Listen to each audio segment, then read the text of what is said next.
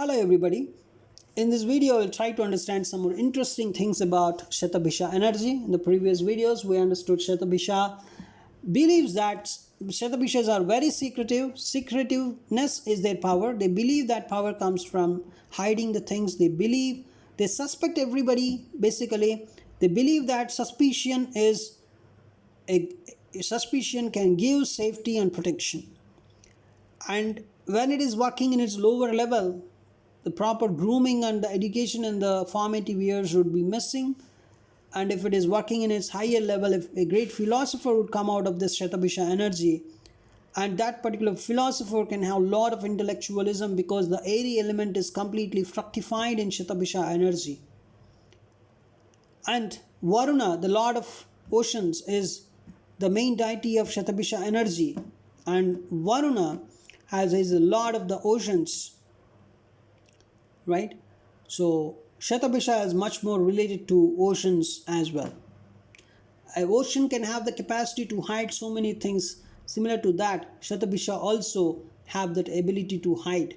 And in the present world, if you see the electronic media which is showing something different on the screen, but they know the truth, what really happened, but they show something else to you so that they can run the show.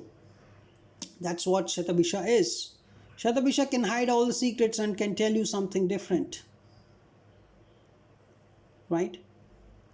So there's a concept of a bit of deception is also present here. That's where the Rahu's energy is coming into the picture. Shatabhisha's Nakshatra lord is Rahu. And Shatabhisha, even though it is able to hide the truths a lot, but in some inopportune moment, it would blurt out the truth and it would miss the success.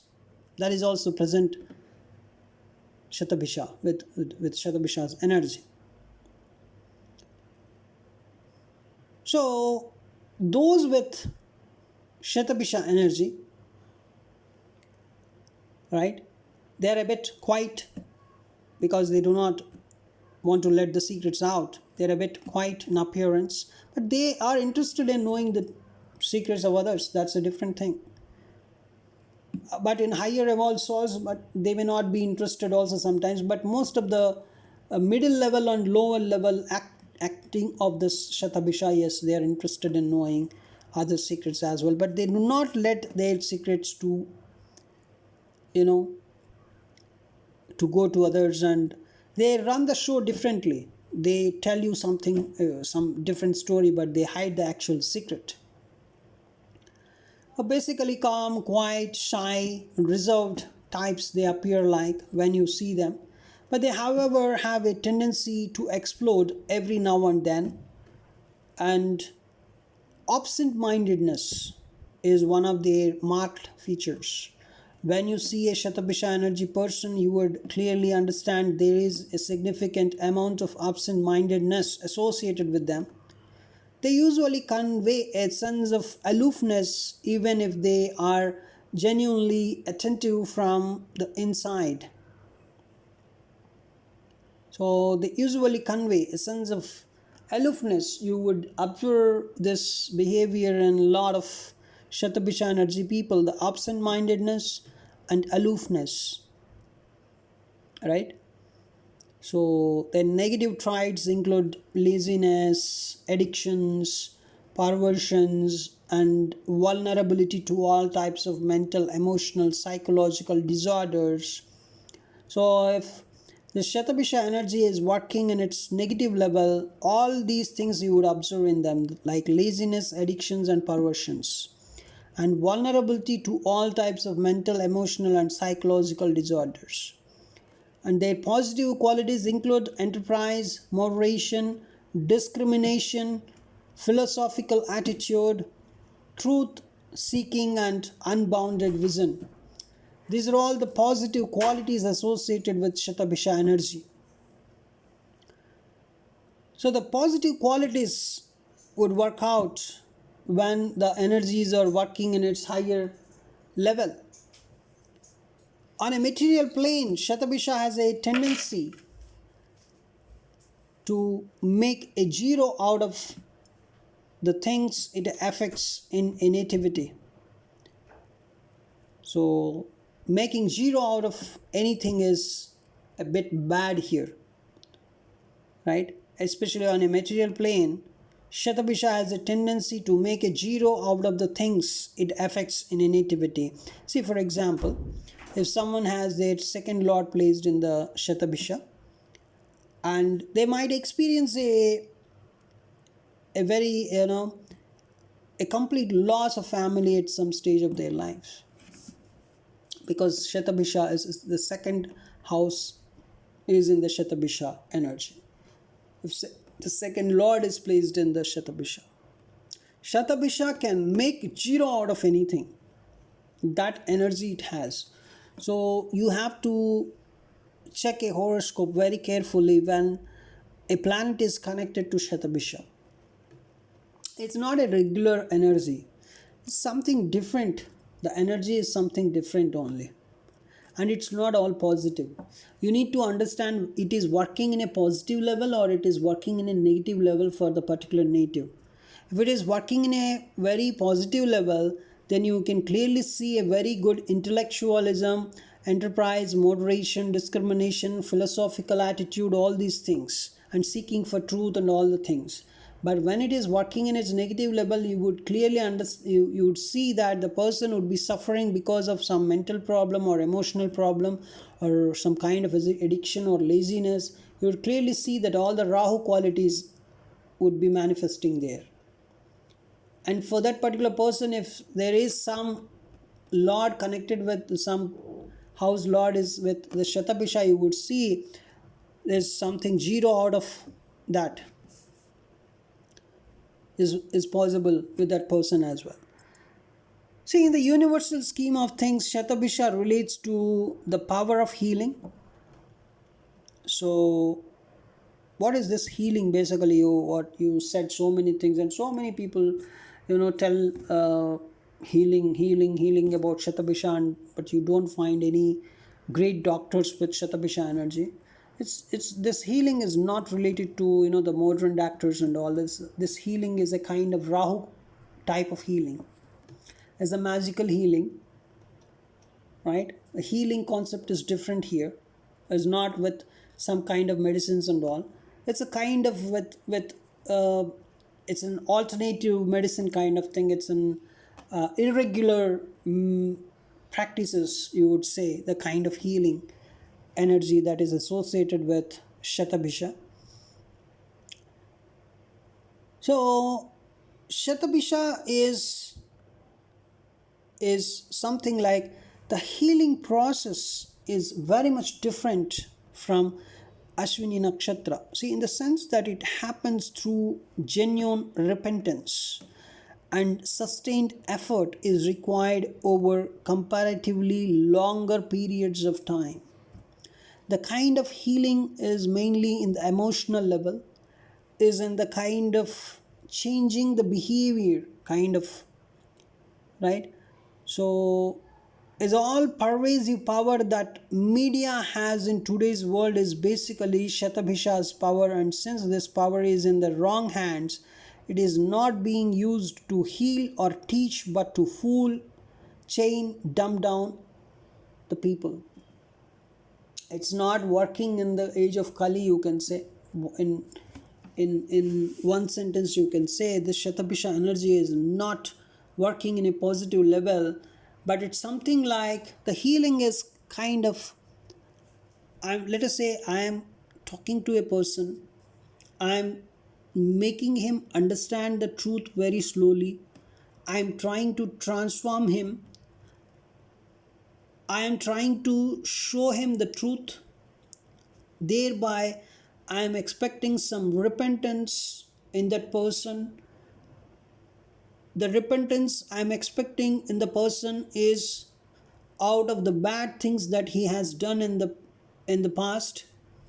So I am telling him some words, some magical words. I am telling him the truth. I am showing him the truth. I am slowly, over a longer period of time, I am trying to convince him. I am telling him so many sentences, so many stories, so many magical words, and then I'm trying to change him. I'm trying to heal him. Let us say a person is having a lot of pain. I am trying to reduce the pain of the person by showing his mistakes. His pain is because of his mistakes, and I am trying to heal the person. I am trying to get the repentance out of his mistakes.